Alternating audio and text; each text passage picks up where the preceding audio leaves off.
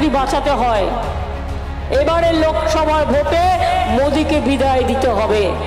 মোদিকে হারানোর জন্য তৃণমূল কংগ্রেসকে জেতানোর দরকার। তাই এবার নির্বাচনে বদলাতে হবে। চলো যাই বদলাই, চলো যাই পাল্টাই।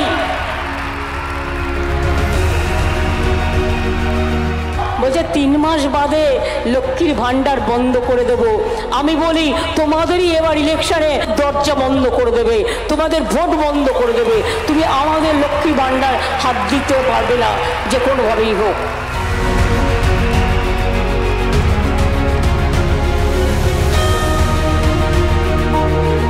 যদি চান ইন্ডিয়াকে ক্ষমতায় দেখতে, তাহলে মনে রাখবেন তৃণমূল কংগ্রেসই পারে লড়াই করে সবাইকে এক করে ভারতবর্ষে নতুন একটা সরকার মানুষকে উপহার দিতে।